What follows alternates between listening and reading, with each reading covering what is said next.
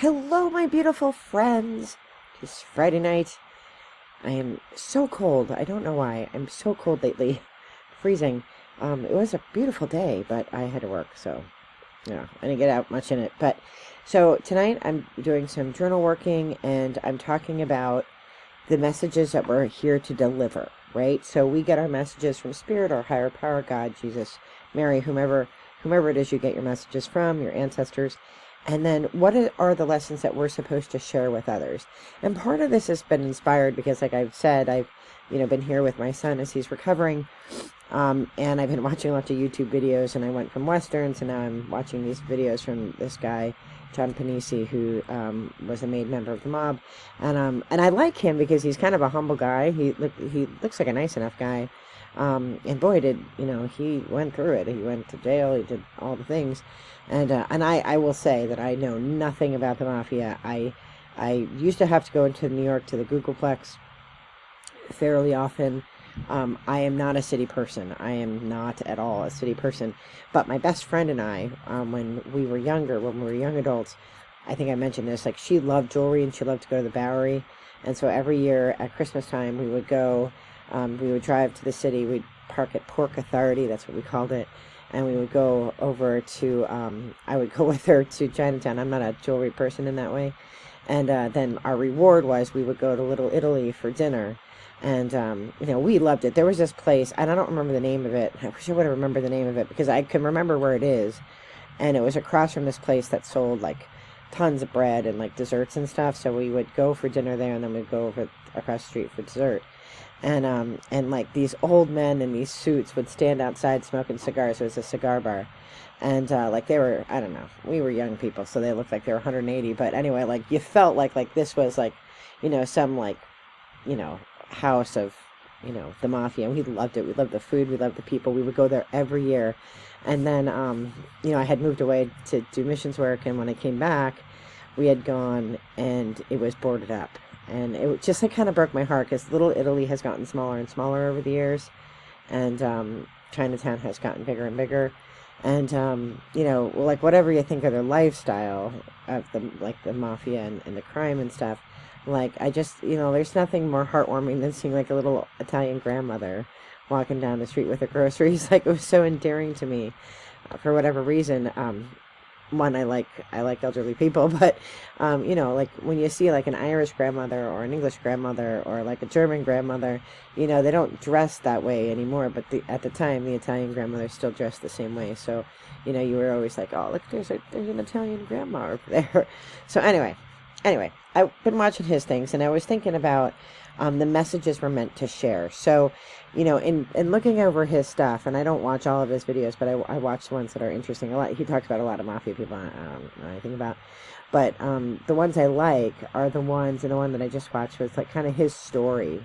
And not great detail about his story and like what he got caught from or whatever, but, kind of like how he didn't come from a Mafia family, but he did come from a broken home, and he was enamored by the guys in this life, and there were warning signs, like he wanted a pinky ring and a fedora when he was young, and and if he could go back now, obviously he wouldn't go into the life, but he was very enamored by it back then. And I thought about it, and I thought about his story, and he often talks about being embarrassed having been in this life or whatever. And I'm like, well, I get that, but I also get that like his message now is really a call to action and a warning to people who want to get into lifestyles like that, whether it's with the Mafia or other gang kind of things. And like his credibility comes from being a made man. Like he had gone through all the things. He spent 17 years in prison. He's a young guy. He's like my age. I'm young. I don't care what y'all say. He's gone through all the things, and that makes him the perfect ambassador for why not to get in this life. I mean, I could tell you not to join up with the Mafia. I could tell you to not join gangs, but that doesn't mean shit because I have no experience and I have no credibility.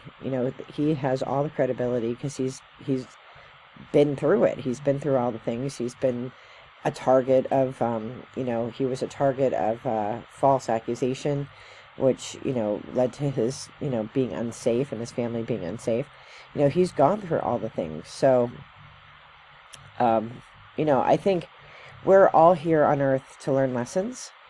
Clearly he's learned his, lessons that, he's been learning the lessons that Spirit has for him.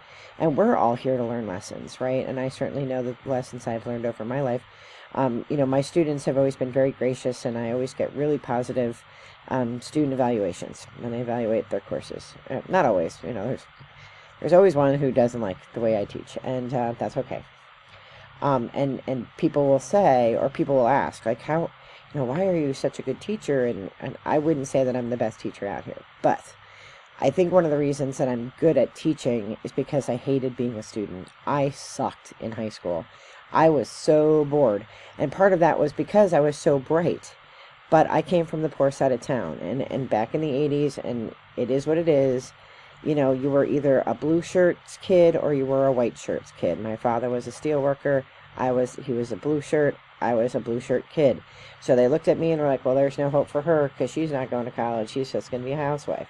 So, there was no encouragement. And my father worked swing shift. So, he didn't, my mother never went to parent-teacher conferences like my father. He didn't come to any of my swim meets or anything like that. There just wasn't any hope for the blue shirt kids.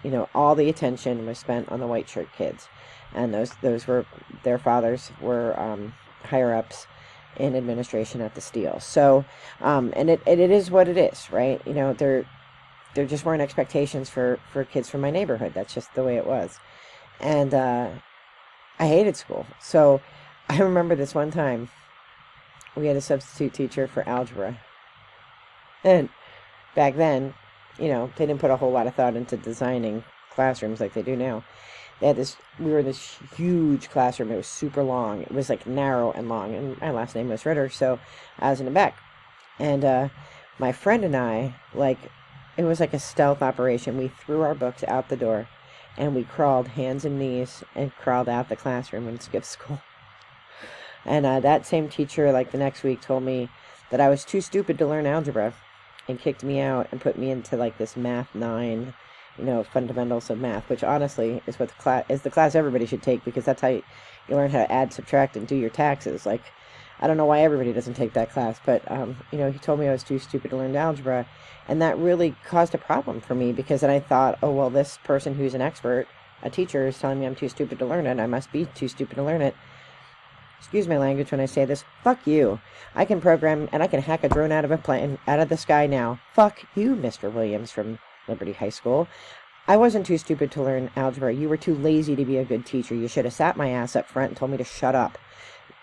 Seriously. So I became a good teacher because I had so many bad ones, right? I need to be engaged. I don't have time to be naughty if I'm busy, right? And busy isn't reading. Busy isn't listening to you speak. Busy is me doing something. My hands on something, creating something, making something. That doesn't work for every student, but it mostly works for mine. I have mostly adult students now, and we do things, right? Most of my students aren't English majors. 99% of my students are not English majors. So I say, well, what are you going into? You going into nursing? Okay, let's look at, we read a book called Maggie, a Girl of the Streets. I'll link it below. It's in the public domain. It's written by Stephen Crane, and it's about the early 1900s and the Irish community. But I folded in over the years, which I think is why this John Panisi is so interesting to me.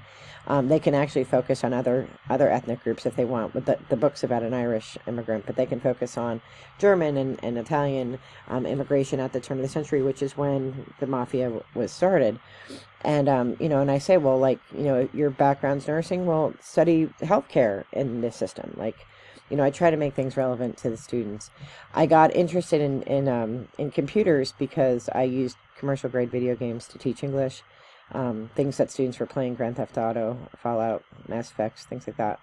I learned how to program, and in learning how to program, I realized there weren't a lot of girls in programming, and I wanted to make opportunities for girls. Because when I was in college, I couldn't major in computer science. There were only 4 things. I went to college, so there was only a few things I could major in. And I was either going to be a teacher or a nurse. Those were the options. And I'm glad I became a teacher, but then it kind of got a little better, and then I was going to be a speechwriter, when I finally got to college, that was the choice that I had made, because women were getting into more positions. Today's International Women's Day, so it's appropriate I'm talking about this. So, things were starting to open up for women, but still computer science wasn't one of them. So if I would do it all again, I'd probably go back and do a double major. I already was a double major. I was in English communication, but maybe I would have done a triple major. My minor's philosophy. I might have done English, computer science, and philosophy. I don't know. I like to learn, so I'm super geek. Anyway, the point of this is to say that your experience in this physical world is based on your path. And I'm a firm believer in blue blazes. So if you're a hiker, there's the main trail, and then there's blue blazes that go off the trail, and those take you to a vista. There's one around here that takes you to a beaver dam, that you can walk through. It's crazy, and you have to decide which blue blazes are worth it to you.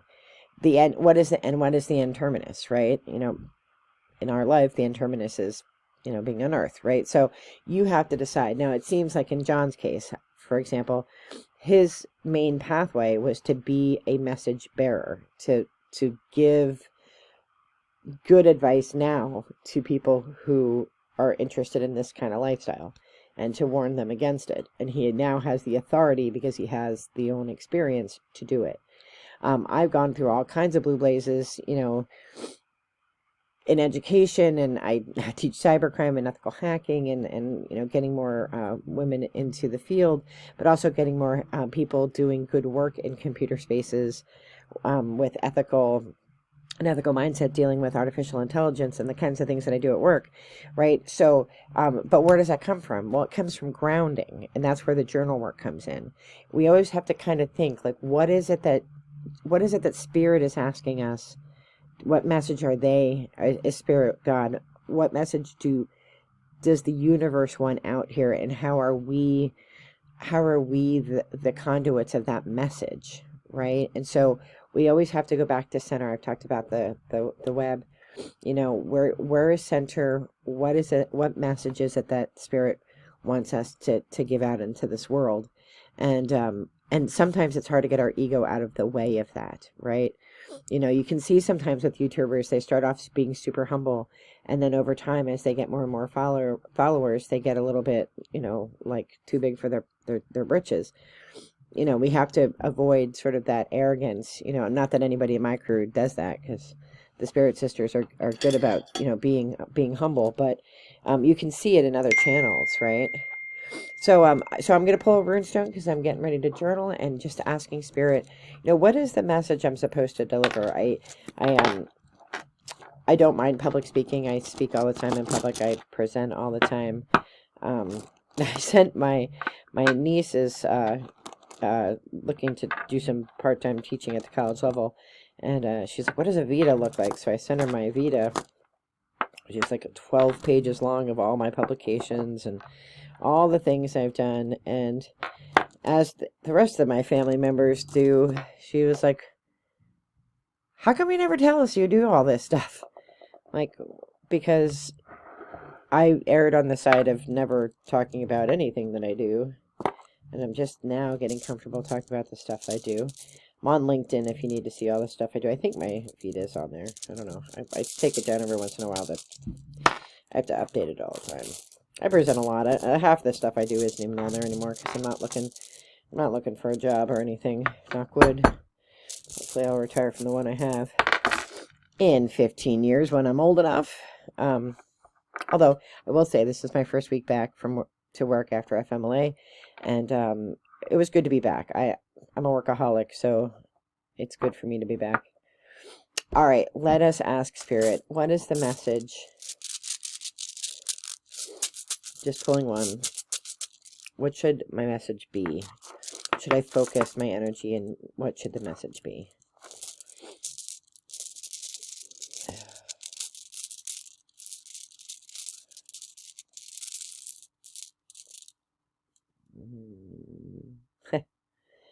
Kibo, which is gifts and joy.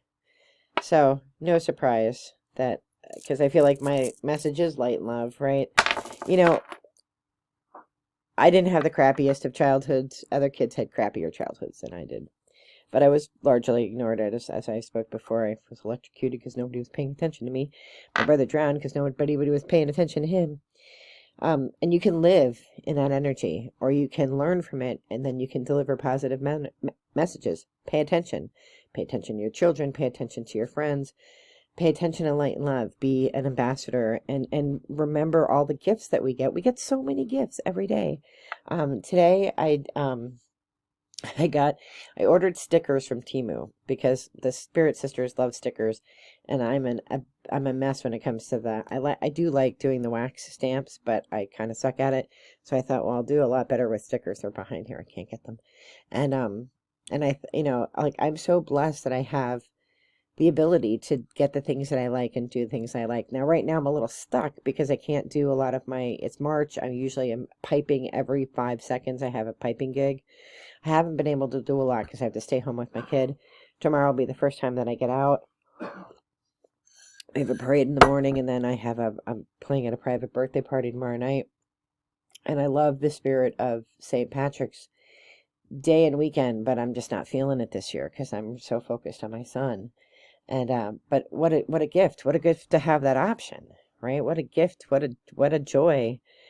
So I think, my work really is to remind everybody about the gifts we have and to focus on the positive. Like let's not all sit around and focus on the negative. I'm just going to pull some cards. Celtic Spirit keeps blinking at me over here. Maybe Earth Wisdom too. See if Spirit has anything else to say. So, think about if you need a journal prompt, pull a card, pull a stone, say a prayer. What is the message that you're supposed to give? What is your message in this lifetime? Sometimes we're not ready to give messages. I think about this when I taught swimming, when I coached diving. There are kids who really want to, be a leader, and they want to teach other kids how to do a dive. And they're not ready yet, right? They're not ready to teach yet because they don't really know all the rules of safety. They don't know all the things that you have to know to coach diving. And, but you still want to give them something to do because you don't want them to lose passion and love and interest. But you also don't want them steering somebody, diving boards are dangerous. So you don't want them not doing the right thing. So what message are you ready to deliver? Should we have the she? Ancient knowledge, health, and dimensional.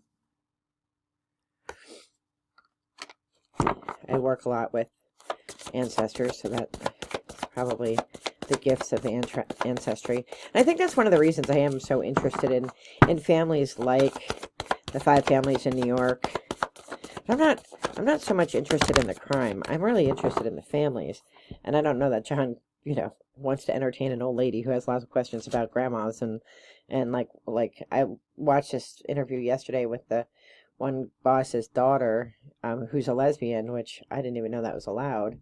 And she's very clear that it was just not spoken about. But she didn't even know her dad was the boss. She didn't know that. And she got in a fight in high school, sound like a typical girl fight. The girl was talking crap about her family, so she beat the girl up. And that's when she found out her dad was a boss in the Mafia. And how do you not know that? I don't know. I knew everything that happened at the Steel. I mean, the newspapers. My dad was a quiet man. My dad was a very, very quiet man. He never spoke. But I knew what was going on. How did she not know her dad was a boss? I'm fascinated with that. But I'm also fascinated with the Amish.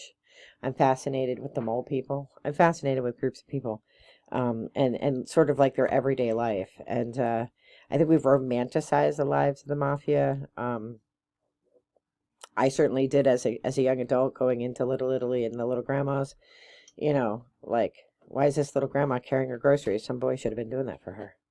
All right, next cards. We have the Green Man, which is nature, connection, and source. And Oak, doorway, strength, and journey. And again, we all have stories about our journey to where we are today. We all have a story of how we got where we are and what messages we're ready to deliver. There are some messages we're not ready to deliver yet. Like John could not have delivered information about the Mafia while he was in the Mafia. He has the benefit and blessing gift and joy of hindsight. I have hindsight of being almost not graduating from high school. I have that hindsight, which informed me to be a better teacher. I wanted to be the teacher that I never had, so that made me a good teacher.